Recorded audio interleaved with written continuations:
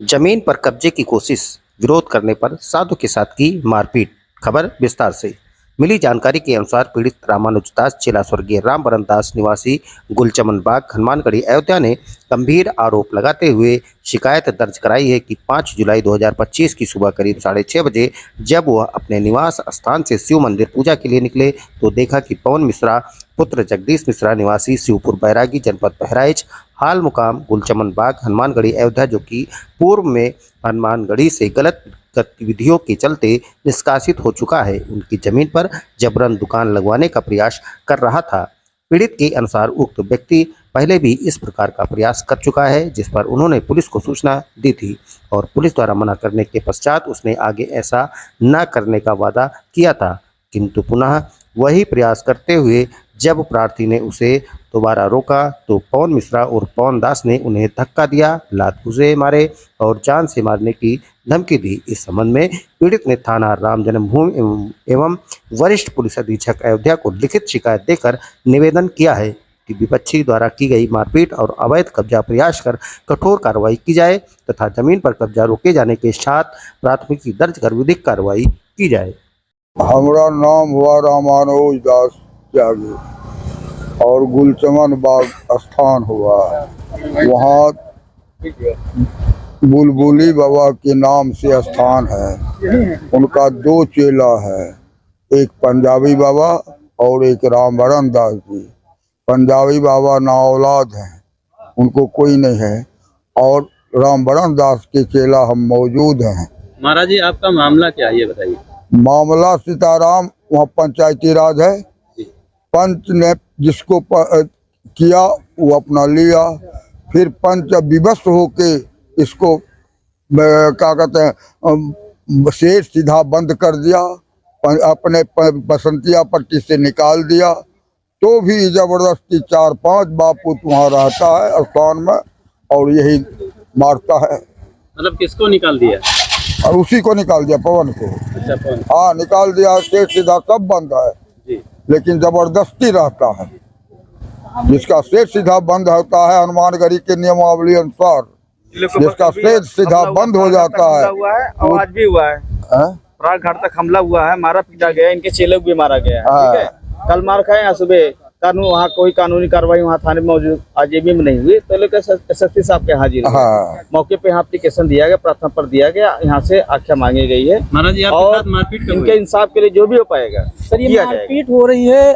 2021 में जब कन्हैया दास जी का मर्डर हुआ तो उसके बाद इनको पवन दास को मतलब महंत बनाया गया, हनुमानगढ़ी के पुजारी।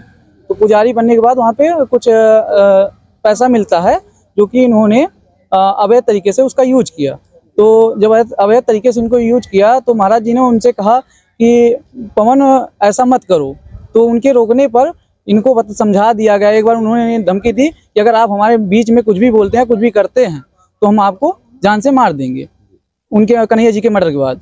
फिर उसके बाद इन्होंने हनुमानगढ़ी पर, जब हमारे गुरु जी ने रामानुज दास जी ने हनुमानगढ़ी पर ये बात पहुँचाई कि ऐसा ऐसा मामला है कि पैसा इधर उधर हो रहा है, तब उन्होंने जिस प्रकार से भी जांच की हो तो उन्होंने जांच की, उसमें ये पता लगा कि हाँ, ये अवैध तरीके से यूज कर रहा है, इस पैसे को जायज नहीं लगा, नजायज लगा रहा है।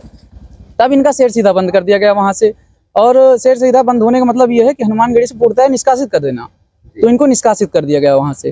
तो इनको पवन दास को हनुमानगढ़ी से निष्कासित कर दिया गया। उसके बाद ये शेर सीधा होता है, वहाँ पे जो मेन होता है चेले का शेर सीधा ही होता है। तो शेर सीधा इनका जब बंद हो गया तो हनुमानगढ़ी से पूर्णतः निष्कासित हो गए, वहाँ पर रहने का अधिकार इनको नहीं है, मतलब स्थान से इनको हटा दिया गया। तब भी ये जबरन रह रहे हैं वहाँ पे, अपना हक जमा रहे हैं कि नहीं हम रहेंगे। पवन दास मारपीट कब हुई है? इनके साथ मारपीट कल भी हुई थी और इसके पहले भी हो चुकी है। हमको भी मारे हैं, जो कि हमारा आरजीबी थाने में पूर्णतः वो रिपोर्ट भी दी गई है, जिसकी विवेचना राम जन्मभूमि जी, जो कि इस समय एसएचओ उसमें थे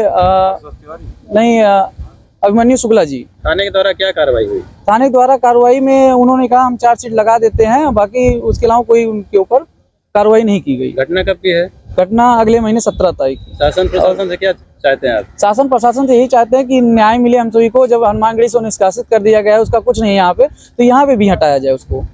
आपको जो है महाराज जी ने, उनके चेले ने आपको स्वतः बता ही दिया है।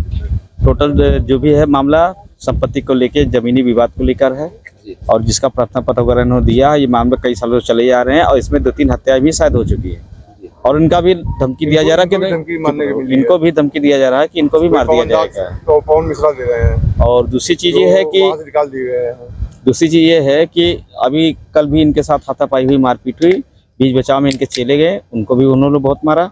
तो ये लोग सुबह जाके आरजेबी में एक एप्लीकेशन दिए, इस पर कोई कार्रवाई, तो एसएसपी साहब के लोग हाजिर हुए इंसाफ के लिए, एप्लीकेशन दिए, इस पर आख्या मांगी गई है और बाकी जो हमें कोर्ट से हो पाएगा वो इंसाफ इनको हम पूर्णतः दिलाने की पूरी कोशिश करेंगे। अगला निर्णय क्या रहेगा महाराज जी के मामले में? अब निर्णय का फिलहाल वेट कर रहे हैं कि देखते हैं एसएसपी साहब के यहाँ जो हम लोग प्रार्थना पत्र दिए हैं उसका क्या होता है, आगे प्रोसेस होता है। और फिलहाल हम इसका बाकी हम कोर्ट से कल 156(3) कायम करेंगे पवन दास के खिलाफ। क्या शुभ नाम आपका? Amit Pratap Singh, advocate, set number 20। स्वस्थ रहने के लिए इस्तेमाल करें अयोध्या धाम का श्री राम नाम स्पेशल निरोगी चूर्ण और घुटनों